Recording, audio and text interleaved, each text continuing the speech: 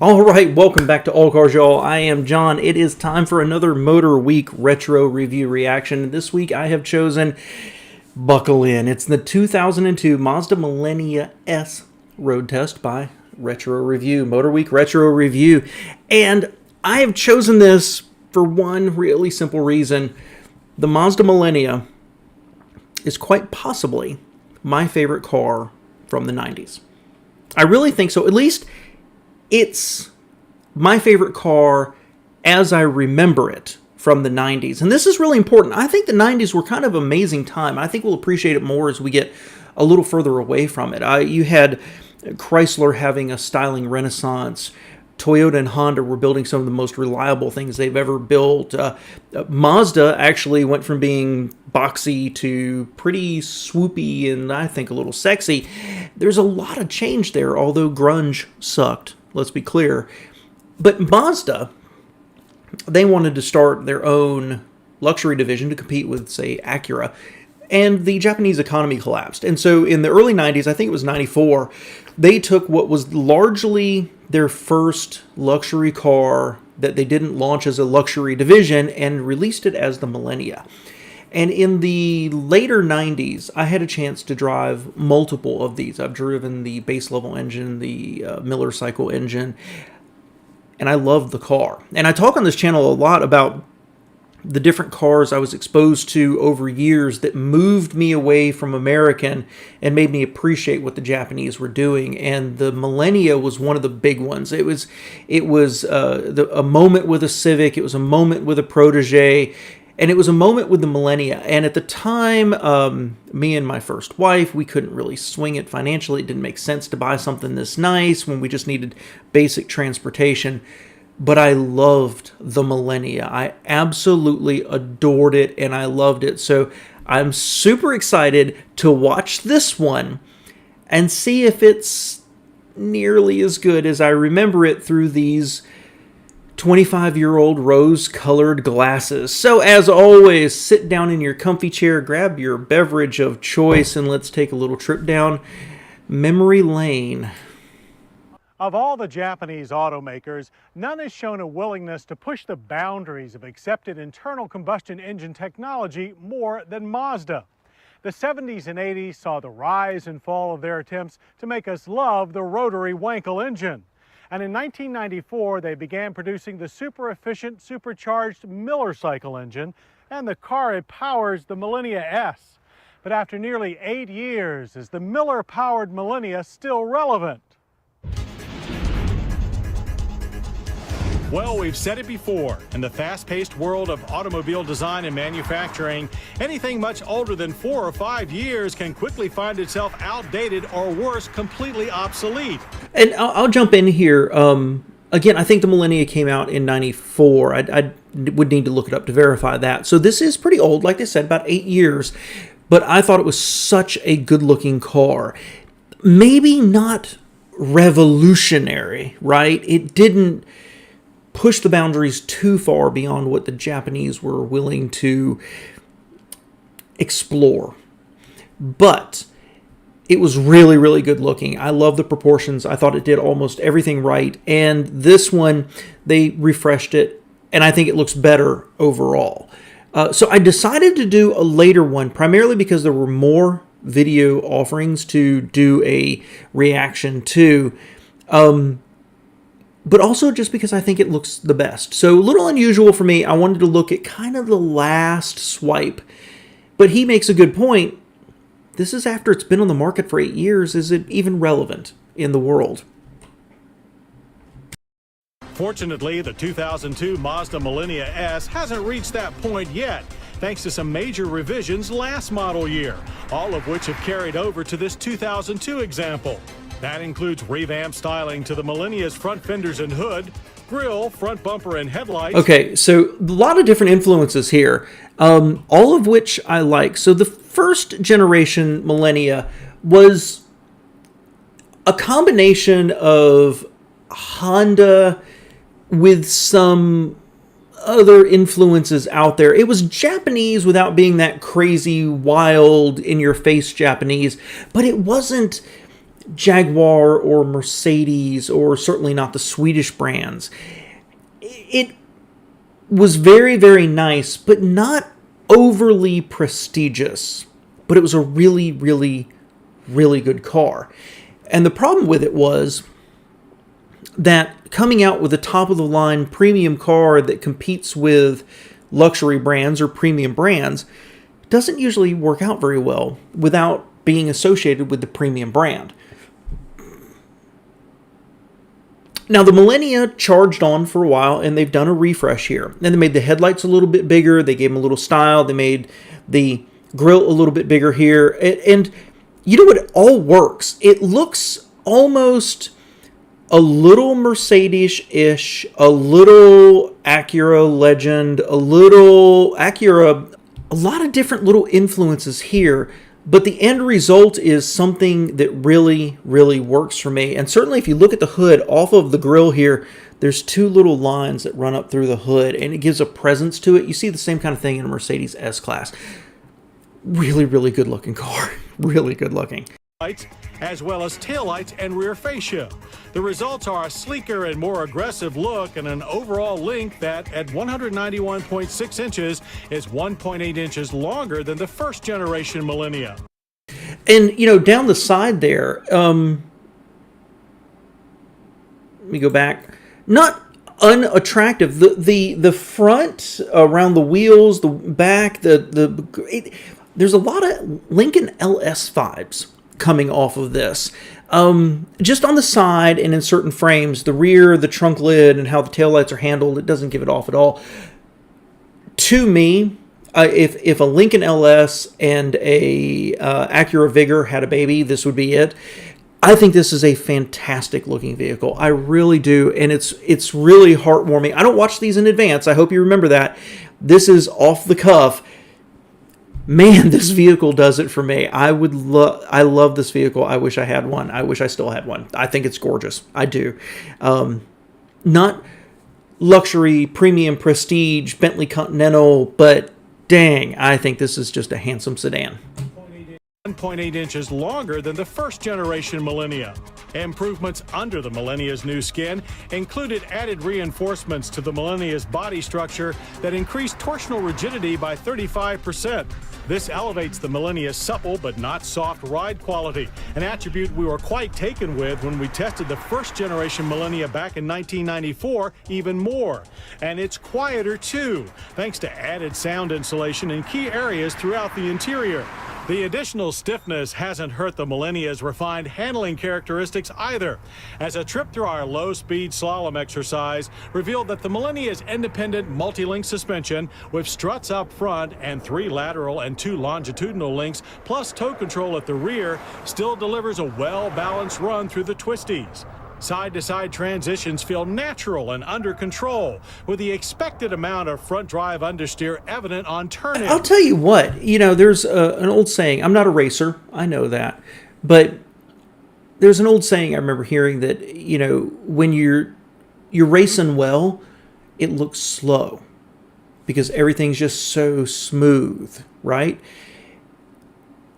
How many of these tests have we watched together through the slalom, where the car is dipping and diving and rolling, and that looked unbelievably boring, which tells me it was completely controlled. That was kind of impressive, actually. And should you choose to test the limits, a little step out at the rear when pushed.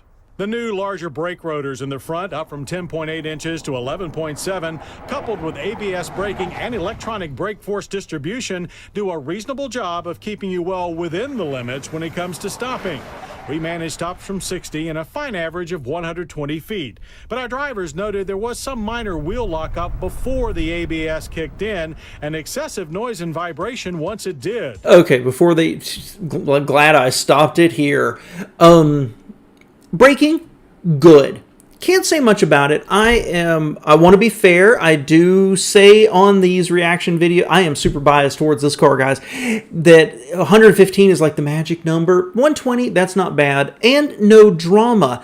And it's interesting, they say that the ABS, almost a little bit of lockup before it actually activates. I like that.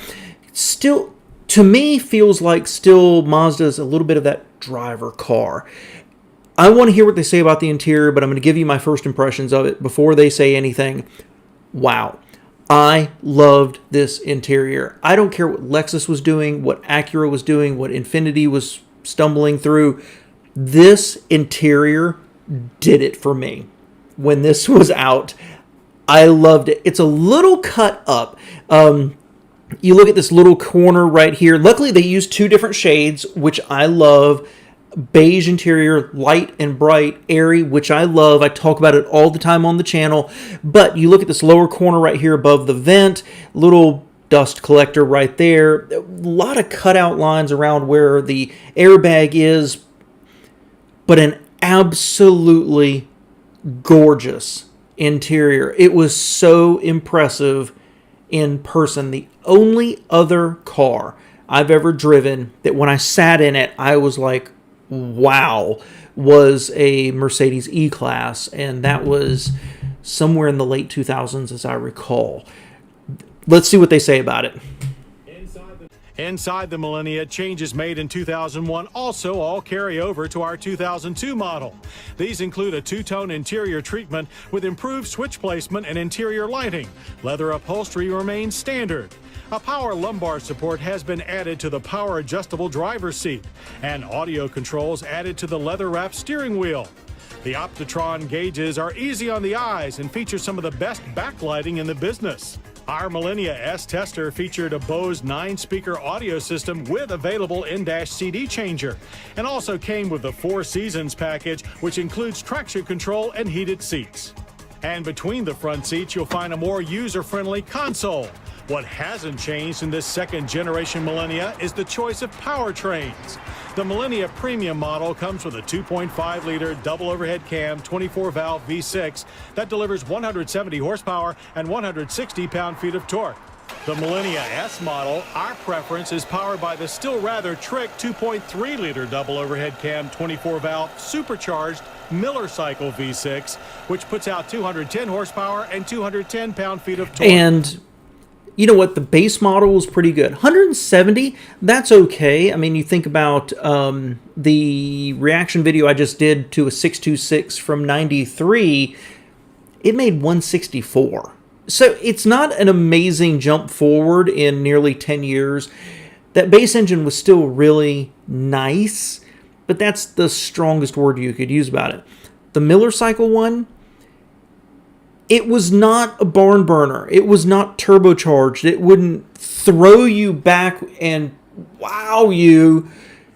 But man, it was strong and it was smooth and it was quiet. It was one of the most memorable engines I've ever driven. I mean, I'm describing the kind of visceral response I had to a car very similar to the first time I ever drove a BMW. You know, when you hop out of a Jeep Wrangler and somebody's like, do you want to drive my BMW 3 Series? I think it was a 325. I don't remember. And I'm like, sure. And you get this amazing sense of machinery. That's the same kind of thing here. It's a Japanese flavor. It's more luxury isolated than the BMW. I'm not trying to say that, but that same sense of, wow, there's excellence at work here. That's how I felt about this engine. This smooth and economical power plant took us to 60 in 7.7 seconds and on through the quarter mile in 15.9 seconds at 90 miles per hour. The only downside we discovered to the Miller Cycle engine is its rather soft launch. As our drivers noted, it doesn't seem to wake up until the tach hits 3,500 RPM. And there's no manual transmission. Both models run a 4-speed automatic. Nevertheless, the S is no slouch. And for better or worse, it's no slouch when it comes to pricing either. Base price on the 2002 Millenia Premium is $28,505. Base price on the Millenia S is $31,505. With options, our tester rang up to $32,305. This puts the Millenia S squarely up against the likes of the Acura 3.2 TL, Nissan Maxima, and Infiniti i35. While that's pretty stiff competition, we bet your local Mazda dealer will be willing to cut you a great Millenia deal. The Millenia was originally intended as the flagship of a second Mazda franchise to go up against Lexus and alike. While that never happened, the Millenia has served Mazda well in keeping its forward-thinking powertrain reputation alive long enough for the return of rotary power in the forthcoming RX-8. Still, this car deserves better than being a placeholder. The 2002 Mazda Millenia is an able choice among entry-level luxury sedans, especially if your dealer is willing to deal. That, plus its still impressive Miller cycle engine, tells us the Millenia is still very much relevant. Fantastic. Absolutely fantastic. I loved it, and it justified most of what I believed. I don't know what to say exactly. As I've gotten older, my desire for prestige in a car has somewhat dissipated a little bit. I used to feel like I would make it if I could afford a Mercedes, right? And I've come kind of close a couple of times. And I'm glad I never did it. Yeah, you get a better dealer experience, you get longer warranties, you get treated a little bit better, but in the years, certainly in the past 10 to 15 years, and certainly as I've done this channel and done these reviews, I've realized that, Acura is premium, but not BMW, Mercedes, right? And, there's some Acuras I'd really like. But then things like that Diamante came out, and it wows me. And this is one of those cars. It never released, which breaks my heart, as a member of a luxury family for Mazda. I really would have liked to have seen what they could have done as a luxury brand, and this gets squeezed in at the top. That appeals to me. I feel like there's some value there, that you're getting some goodness without paying that premium. But there's a lot of people out there that if it doesn't have that prestigious nameplate, right, Mercedes, Lexus, Infiniti, Cadillac, they're not going to buy it. And so the Millenia kind of hung around for a long time. I think while Mazda tried to get their money back, and then it just kind of faded away with the 929, as a matter of fact. That's not true, by the way, that the Millenia was the top of the line of the planned Diamante division. There was another one planned. I don't know how far it really got in development, but Mazda doesn't like to talk about it, but apparently that style influenced the 929, and there was a lower one that was being planned, but the Millenia is what they had done, or very, very close to being done, and they had the factory largely close to being done, and they could send it out here. And one of the best cars of the late 90s. I truly, truly believe that. There's a lot of other good ones. I'm not saying that. I'm not saying it is dominant over everything, but in terms of the one that wasn't snobby BMW, it wasn't Infiniti, it wasn't an Acura, it was something different. It looked good, it handled good, it rode good, it was unbelievably comfortable, it was well equipped. The base engine was, let's face it, top of the line Honda Accord, top of the line Toyota Camry. It didn't feel special, but the Miller cycle engine, it felt special. This is a car I very, very deeply care about. I've looked a few times in my life for a used one. Last time I looked, there was nothing anywhere. They just didn't sell a lot of these, and I don't want to beat up one. And thanks for being here, man. I don't know what else to say. I love this car. This is a great trip down memory lane for me. This one means a lot to me because I love this car. I think it's gorgeous, and I absolutely am kicking myself that I never owned one. Thanks for being here, guys.